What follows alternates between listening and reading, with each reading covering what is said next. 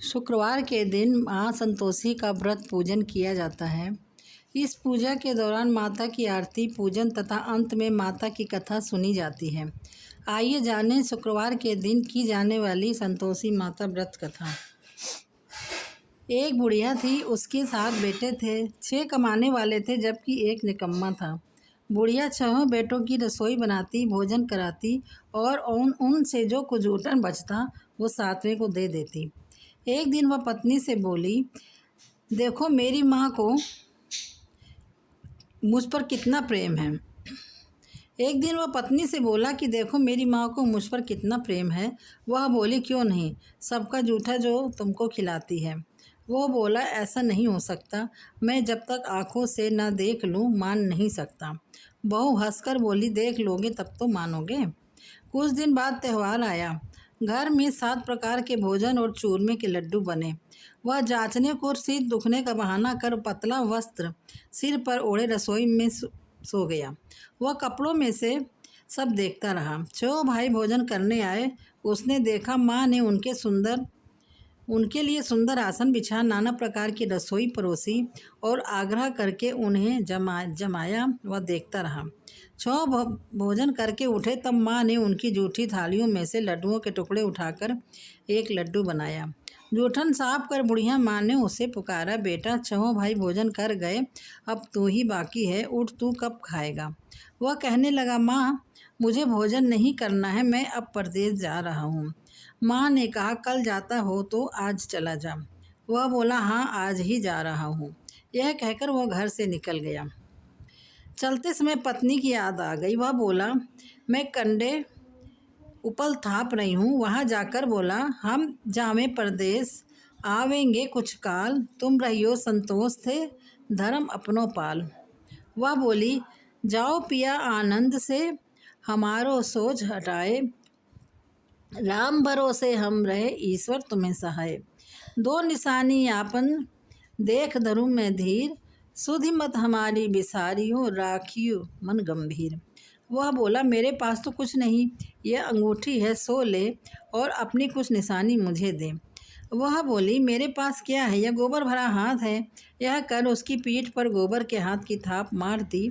वह चल दिया। चलते चलते दूर देश पहुंचा।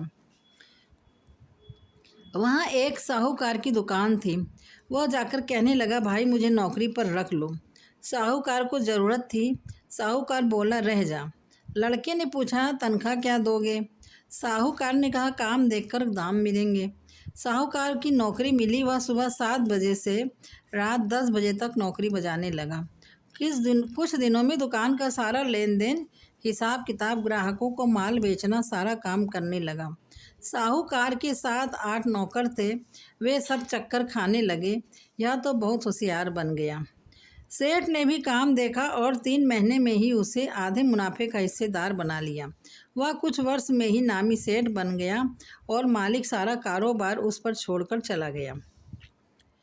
पति की अनुपस्थिति में इधर उसकी पत्नी को सास ससुर दुख देने लगे। सारी गृहस्थी का काम करा के उसे लकड़ी लेने जंगल में भेजते। इस बीच घर के आटे से जो भूसी निकलती उसकी रोटी बनाकर रख दी जाती और फूटे नारियल की नारियली में पानी। एक दिन वह लकड़ी लेने जा रही थी। रास्ते में बहुत सी स्त्रियां संतोषी माता का व्रत करती दिखाई दी। संतोषी माता का व्रत देखकर वो वहाँ खड़ी होकर कथा सुनने लगी और पूछा, बहनों तुम किस देवता का व्रत करती हो और उसके करने से क्या फल मिलता है। यदि तुम इस व्रत का विधान मुझे समझा कर कहोगे तो मैं तुम्हारा बड़ा एहसान मानूंगी। तब उनमें से एक स्त्री बोली, सुनो, यह संतोषी माता का व्रत है। इसके करने से निर्धनता दरिद्रता का नाश होता है और जो कुछ मन में कामना है सब संतोषी माता की कृपा से पूरी होती है। तब उसने उससे व्रत की विधि पूछी। संतोषी माता की व्रत विधि, वह भक्तनी स्त्री बोली, 1.25 आने का गुड़ चना लेना, इच्छा हो तो 5.25 आने का लेना या 1.25 रुपये का भी सहूलियत के अनुसार लेना। बिना परेशानी और श्रद्धा व प्रेम से जितना भी बन पड़े सवाया लेना। प्रत्येक शुक्रवार को निराहार रहकर कथा सुनना। इसके बीच क्रम टूटे नहीं, लगातार नियम पालन करना। सुनने वाला कोई न मिले तो घी का दीपक जलाकर उसके आगे या जल के पात्र के सामने रख कर कथा कहना। जब कार्य सिद्ध न हो, नियम का पालन करना और कार्य सिद्ध हो जाने पर व्रत का उद्यापन करना। 3 मास में माता फल पूरा करती है। यदि किसी के ग्रह खोटे भी हों तो भी माता वर्ष भर में कार्य सिद्ध करती है। फल सिद्ध होने पर उद्यापन करना चाहिए, बीच में नहीं। उद्यापन में 2.5 सेर आटे का खाजा तथा इसी परिणाम से खीर तथा चने का साग करना। 8 लड़कों को भोजन कराना, जहाँ तक मिले देवर जेठ भाई बंधु के हो, ना मिले तो रिश्तेदारों और पास पड़ोसियों को बुलाना। उन्हें भोजन करा यथाशक्ति दक्षिणा दे माता का पूरा नियम करना। उस दिन घर में खटाई न खाना। यह सुन बुढ़िया के लड़के की बहू चल दी। व्रत का प्रण करके संतोषी माता का दर्शन देना। रास्ते में लकड़ी के बोझ को बेच दिया और उन पैसों से गुड़ चना ले माता के व्रत की तैयारी कर आगे चली। सामने मंदिर देख पूछने लगी, यह मंदिर किसका है? सब कहने लगे संतोषी माता का मंदिर है। यह सुनकर माता के मंदिर में जाकर चरणों में लौटने लगी। दीन हो विनती करने लगी, माँ मैं निपट अज्ञानी हूँ, व्रत के कुछ भी नियम नहीं जानती, मैं दुखी हूँ। हे माता जगत जननी, मेरा दुख दूर कर, मैं तेरी शरण में हूँ। माता को दया आई। एक शुक्रवार बीता कि दूसरे शुक्रवार को उसके पति का पत्र आया और तीसरे शुक्रवार को उसका भेजा हुआ पैसा आ पहुँचा। यह जेठ जेठानी मुँह सिकोड़ने लगे। लड़के ताने देने लगे। काकी के पास पत्र आने लगे, रुपया आने लगा। अब तो काकी की खातिर बढ़ेगी। बेचारी सरलता से कहती, भैया कागज आवे रुपया आवे, हम सबके लिए अच्छा है। ऐसा कहकर आंखों में आंसू भरकर संतोषी माता के मंदिर में आ मातेश्वरी के चरण में गिर कर रोने लगी। माँ मैंने तुमसे पैसा कब मांगा है? मुझे पैसे से क्या काम है? मुझे तो अपने सुहाग से काम है। मैं तो अपने स्वामी के दर्शन मांगती हूँ। तब माता ने प्रसन्न होकर कहा, जा बेटी तेरा स्वामी आएगा। यह सुनकर खुशी से बावली होकर घर में जा काम करने लगी। अब संतोषी माँ विचार करने लगी, इस भोली पुत्री को मैंने कह तो दिया है कि तेरा पति आएगा, लेकिन कैसे? वह तो इसे स्वप्न में भी याद नहीं करता। उसे याद दिलाने को मुझे ही जाना पड़ेगा। इस तरह माता जी उस बुढ़िया के बेटे के पास जा स्वप्न में प्रकट हो कहने लगी, साहूकार के बेटे सो रहा है या जागता है? वह कहने लगा, माता सोता भी नहीं जागता भी नहीं हूँ, कहो क्या आज्ञा है? माँ कहने लगी, तेरे घर बार कुछ है कि नहीं? वह बोला, मेरे पास सब कुछ है, माँ बाप है, बहू है, मुझे क्या कमी है? माँ बोली, भोले पुत्र तेरी बहू घोर कष्ट उठा रही है, तेरे माँ बाप उसे परेशानी दे रहे हैं, वह तेरे लिए तरस रही है तो उसकी सुध ले। वह बोला, हाँ माता जी यह तो मालूम है, परंतु जाऊँ कैसे? प्रदेश की बात है, लेन देन का कोई हिसाब नहीं, कोई जाने का रास्ता नहीं आता, कैसे चला जाऊं? माँ कहने लगी, मेरी बात मान, सवेरे नहा धोकर संतोषी माता का नाम ले, घी का दीपक जला, दंडवत कर दुकान पर जा बैठ। देखते देखते सारा लेन देन चुक जाएगा, जमा का माल बिक जाएगा, सांझ होते होते धन का भारी ढेर लग जाएगा।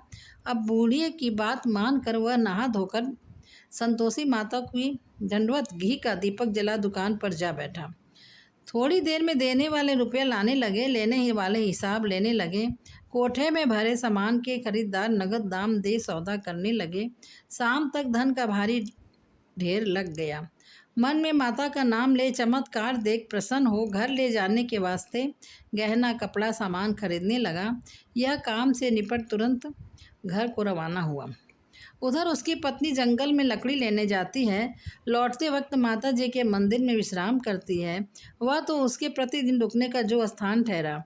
धूल उड़ती देख वह माता से पूछती है, हे माता यह धूल कैसे उड़ रही है? माँ कहती है, हे पुत्री तेरा पति आ रहा है, अब तू ऐसा कर लकड़ियों के 3 बोझ बना ले, एक नदी के किनारे रख और दूसरा मेरे मंदिर पर व तीसरे अपने सिर पर। तेरे पति को लकड़ियों का गट्ठर देख मोह पैदा होगा, वो यहाँ रुकेगा, नाश्ता पानी खा कर माँ से मिलने जाएगा। तू लकड़ियों का बोझ उठा कर जाना और चौक में गट्ठर डालकर जोर से आवाज़ लगाना, लो सासू जी लकड़ियों का गट्ठर लो, भूसी की रोटी दो, नारियल के खोपड़े में पानी दो, आज मेहमान कौन आया है। माता जी से बहुत अच्छा कहकर वह प्रसन्न मन से लकड़ियों के 3 गट्ठर बनाई, एक नदी के किनारे पर, एक माता जी के मंदिर पर रखा। इतने में मुसाफिर आ पहुंचा। सूखी लकड़ी देख उसकी इच्छा उत्पन्न हुई कि हम यहीं पर विश्राम करें और भोजन बनाकर खा पीकर गांव जाएं। इसी तरह रुक कर भोजन बना विश्राम करके गांव को गया। सबसे प्रेम से मिला। उसी समय सिर पर लकड़ी का गट्ठर लिए वह उतावली सी आती है। लकड़ियों का भारी बोझ आंगन में डालकर जोर से 3 आवाज़ देती है, लो सासू जी, लकड़ियों का गट्ठर लो, भूसी की रोटी दो, आज मेहमान कौन आया है। यह सुनकर उसकी सास बाहर आकर अपने दिए हुए कष्टों को भुलाने हेतु कहती है, बहू ऐसा क्यों कहती है, तेरा मालिक ही तो आया है। आ बैठ, मीठा भात खा, भोजन कर, कपड़े गहने पहन। उसकी आवाज़ सुन उसका पति बाहर आता है। अंगूठी देख व्याकुल हो जाता है। माँ से पूछता है, माँ यह कौन है। माँ बोली, बेटा यही यही तेरी बहू है। जब से तू गया है तब से सारे गांव में भटकती फिरती है, घर का काम काज कुछ करती नहीं, 4 पहर आकर खा जाती है। वह बोला, ठीक है माँ, मैंने इसे भी देखा और तुम्हें भी। अब दूसरे घर की ताली दो, उसमें रहूँगा। माँ बोली, ठीक है, जैसे तेरी मर्जी। तब वह दूसरे मकान की 3री मंजिल का कमरा खोल सारा सामान जमाया। एक दिन में राजा के महल जैसा ठाट बाट बन गया। अब क्या था, वह सुख भोगने लगी। इतने में शुक्रवार आया। शुक्रवार के व्रत के उद्यापन में एक बार उसके पति ने कहा, मुझे माता संतोषी के व्रत का उद्यापन करना है। एक बार उसने अपने पति से कहा, मुझे संतोषी माता के व्रत का उद्यापन करना है। पति बोला, खुशी से कर लो। वह उद्यापन की तैयारी करने लगी। जेठानी के लड़कों को भोजन के लिए कहने गई। उन्होंने मंजूर किया, परंतु पीछे से जेठानी ने अपने बच्चों को सिखाया, देखो भोजन के समय खटाई मांगना, जिससे उसका उद्यापन पूरा ना हो।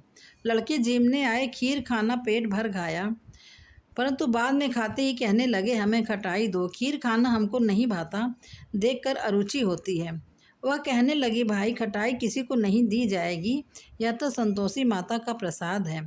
लड़के उठ खड़े हुए, बोले, पैसा लाओ भोली बहू। कुछ जानती नहीं थी, उन्हें पैसे दे दिए। लड़के उसी समय हट करके इमली खटाई ले खाने लगे। यह देखकर बहू पर माता जी ने कोप किया। राजा के दूत उसके पति को पकड़ कर ले गए। जेठ जेठानी मनमाने वचन कहने लगे, लूट लूट कर धन इकट्ठा कर लाया है, अब सब मालूम पड़ जाएगा जब जेल की मार खाएगा।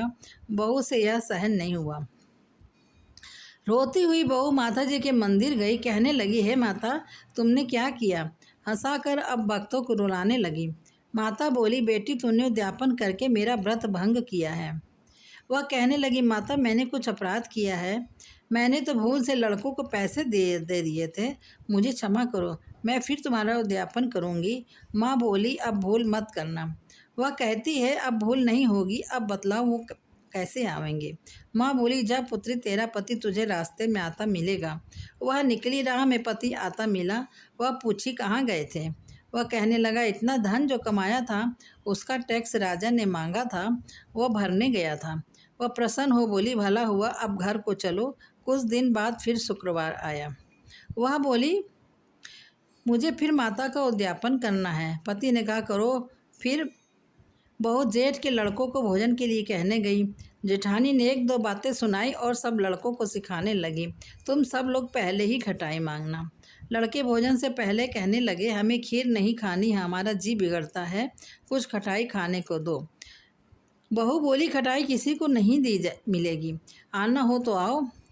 और ब्राह्मणों के लड़के को लाकर भोजन कराने लगी। यथाशक्ति दक्षिणा की जगह एक एक फल उन्हें दे दिया। माता संतोषी प्रसन्न हुई। माता की कृपा होते ही 9वें मास में उसके चंद्रमा के समान सुंदर पुत्र प्राप्त हुआ। पुत्र को पाकर प्रतिदिन माता जी के मंदिर को जाने लगी। माँ ने सोचा, यह रोज आती है, आज क्यों न इसके घर चलूं। यह विचार कर माता ने भयानक रूप बनाया। गुड़ चने से सना मुंह, ऊपर सूंड के समान ओट, उस पर मक्खियाँ भिन भिन कर रही थी। देहली पर पैर रखते ही उसके साथ चिल्लाई, देखो रे, कोई चुड़ैल डाकिन चली आ रही है, लड़कों इसे भगाओ नहीं तो किसी को खा जाएगी। लड़के भागने लगे, चिल्लाकर खिड़की बंद करने लगे। बहू रोशनदान में से देख रही थी। प्रसन्नता से पगली बन चिल्लाने लगी, आज मेरी माताजी मेरे घर आई है, वह बच्चे को दूध पीने से हटाती है। इतने में सास का क्रोध फट पड़ा। वह बोली, क्या उतावली हुई है, बच्चे को पटक दिया।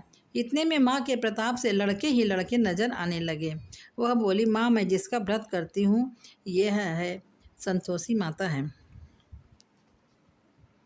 सबने माता जी के चरण पकड़ लिए और विनती कर कहने लगे, हे माता, हम मूर्ख हैं, अज्ञानी हैं, तुम्हारे व्रत की विधि हम नहीं जानते। व्रत भंग कर हमने बड़ा अपराध किया है। जगत माता, आप हमारा अपराध क्षमा करो।